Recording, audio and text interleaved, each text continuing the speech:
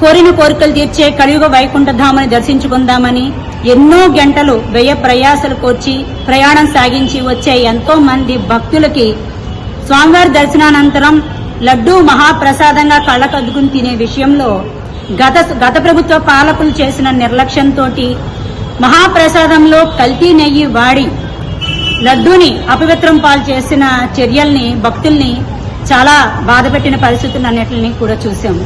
ఎందువల్లంటే మనం అపచారం అనేది భగవంతుడి సన్నిధిలోనే చేస్తున్నామంటే కొంచెం కూడా పాపభీతి లేని అటువంటి మరి నాయకులు గాని అధికారులు ఉండడం అనేది గత ప్రభుత్వంలో శోచనీయం.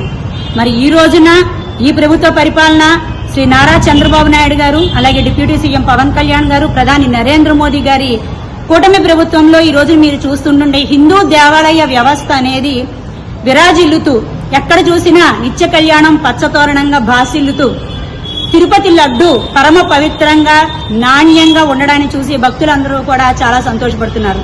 ఎందువల్లంటే తిరుపతి అక్కడ అన్నప్రసాదం దగ్గర గాని దర్శనాలు కల్పించడంలో గాని మరి భక్తుల సౌకర్యంలో గాని ఎక్కడా కూడా రాజీ పడద్దు.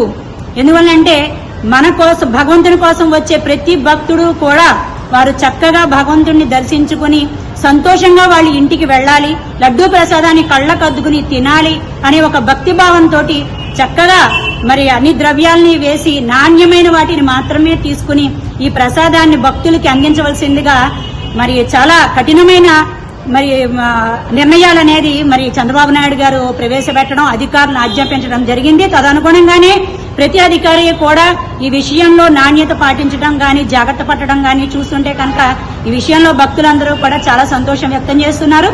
ఇదే విధంగా ప్రజారంజకమైన పాలన అందించాలని చెప్పేసి కూటమి ప్రభుత్వాన్ని ప్రత్యేకంగా ముఖ్యమంత్రి శ్రీ నారా చంద్రబాబు నాయుడు గారిని భక్తులందరి తరపున నేను విన్నవించుకుంటున్నాను.